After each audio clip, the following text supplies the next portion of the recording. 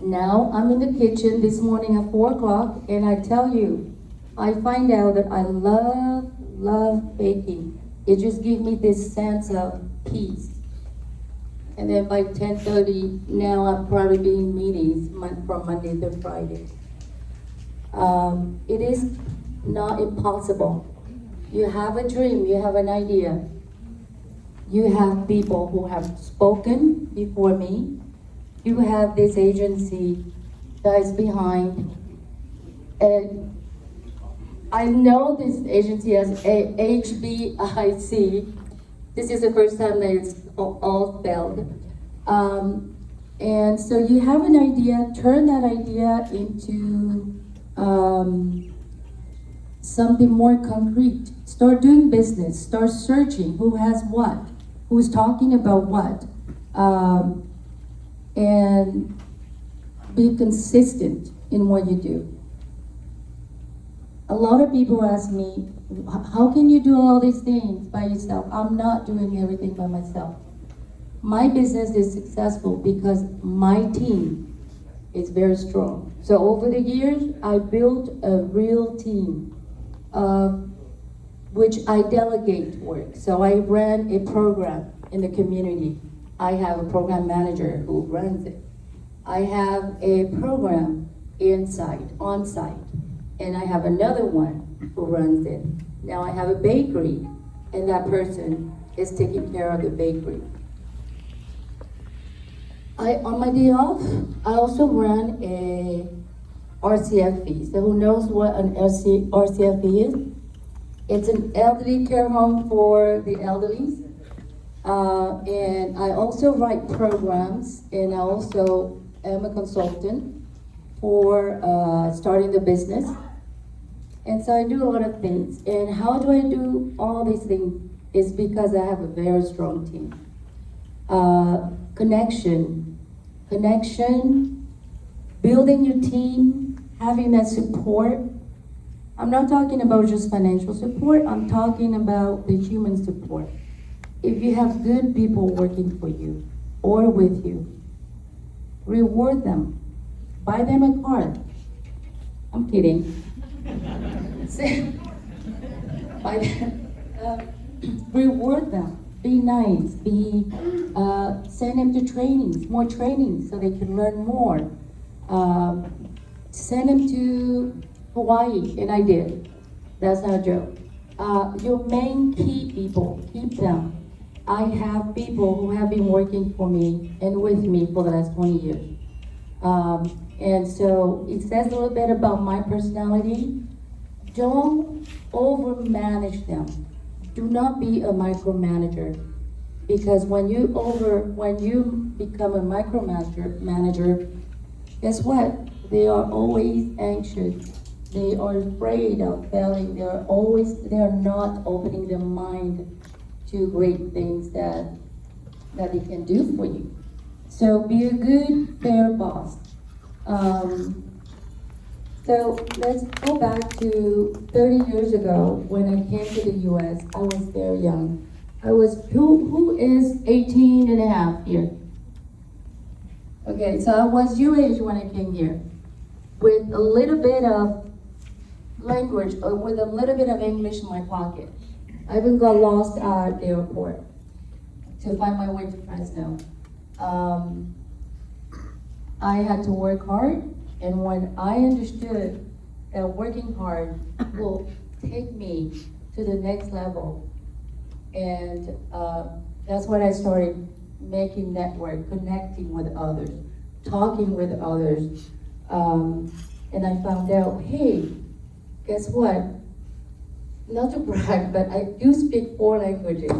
So that I could go into the Hispanic community, I could go into the Hmong community and other community as well. And that's how I started understanding people, understanding human behavior. So I created this agency that I work with just a lot of adults with disabilities. We're talking about autistics, we're talking about kids who were born unable to think for themselves, to take care of themselves.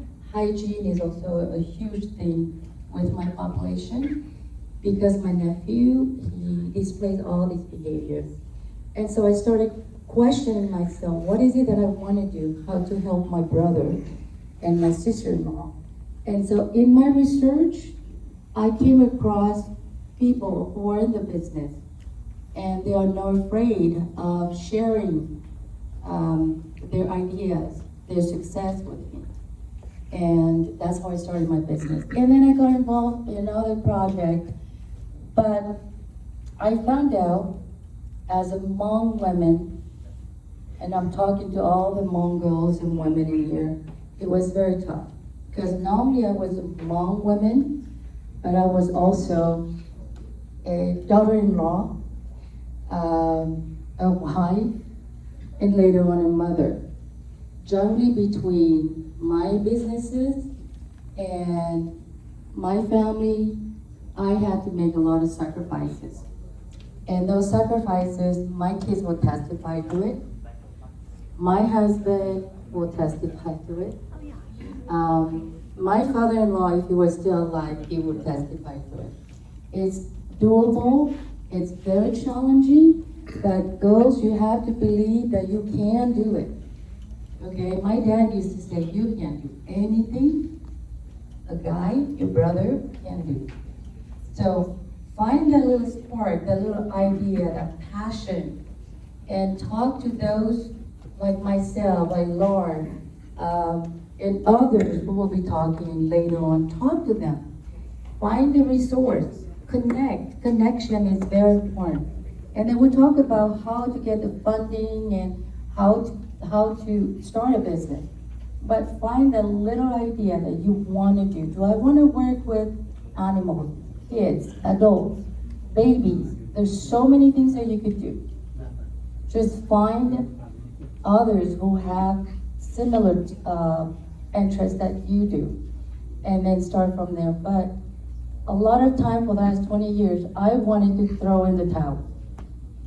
But I had built a support system. And my support system, you ever heard of the saying that it takes a whole village to raise a child? Well, that was me. I built up my family, my support network. My parents were my greatest cheerleaders, my husband, my children. And when things get tough, how many times I cry? How many times I just don't want to get up and just don't want to go to the office? But I had to do it. A lot of time, I had to learn how to manage the money, how to manage my staff, and then do the insurance. Insurance is a killer. I'm talking about liability, and you have to have that. I'm talking about workman's comp. If you go into a business, you need to understand all of those. What is workman's comp? You don't have workman's comp, you cannot have an employee in the building. That's it, and that's the law. And it costs a lot of money. It costs me about between 20 to 30,000 per month to keep the business going and to have my employees. I have about 40 employees. So that's, and then you have every quarter, you have to pay the taxes. Because when you go into business, you don't think about all of those, but they're very, very critical. Taxes you pay quarterly, the insurance that you pay, and then the mortgage. And it's just kind of like buying your own home. You have to pay for electricity, you have to pay for the mortgage, and maintenance of your vehicles. The company has cars, so you have to make sure that the cars run. So there's a lot of things that is going into your business. That's why I said, first thing to do, please do your research. And while you're doing your research and talking to others and making connection, continue your education as well, because your education, so I have a master's and I have a bachelor's.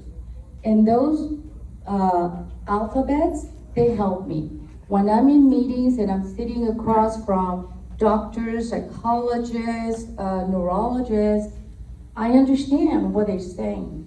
And versus someone who is just out of high school. And so go to college, get an education. If you want to do a business, open up a business, talk around, talk to the people that are already in the business. Go and see if it's a good fit. And believe me, ladies, it will be tough. You will not get to see a lot of your babies. But remember, your babies, what you're doing today for your babies, it's going to help them in the future. So I started my business when my son was born, and he's 20 years old. And he tells me, Mom, I think I want to go into a business like you. What kind of degree do you think I should take? Me, of course, because I have a BA in psychology, so I said, psychology will help you. How is that, Mom? It's going to help you to understand human behavior.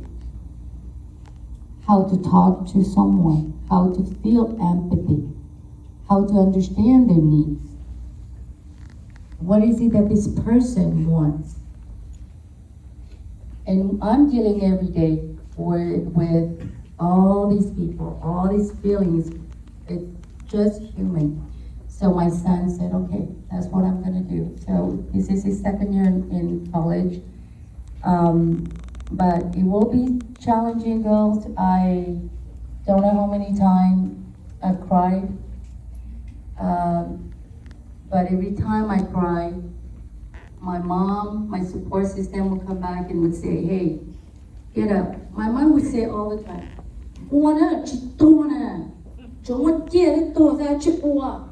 it's kind of like Nike, just do it, right? Whatever you do, just do it. Be passionate about it. If I have to get up every day at 4 o'clock in the morning to go to my bakery, believe me, I'm happy.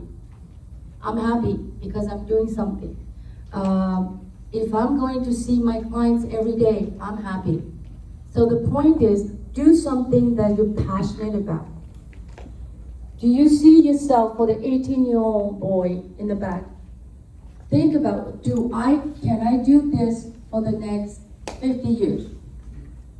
If the answer is yes, do it. So I've been doing this for 20 years. I hope I will continue to do it for the next 20 years, but less, because I love what I do. I found exactly what my purpose, and I would not do anything else. If I have to go back and redo it, I would do it exactly the same way, because I love what I do. I have so much passion and compassion for the clients that I serve. I have about 170 clients that I serve on a daily basis. My sister wants me to open up another home for her, so we're in the process, and it takes a long time. But if you are interested, you own a second home, or you have an extra home to spare, and you're thinking about making money, well, the money is going to pay towards your mortgage, talk to me. Okay, don't sell that home. Don't let it go into default. You can make money and still own that home after you pay off your business, and you'll be paying off your loan as well. So my 10 minutes turned into a 50 minutes. I'm so sorry. I'm so sorry. Where's that box? So I'm very busy. I'm gonna go back to another 2 events. Before I have you go, Sam, thank you for being a keynote speaker for us today. And you're gonna pick out a raffle. Let's see who the lucky winner is today.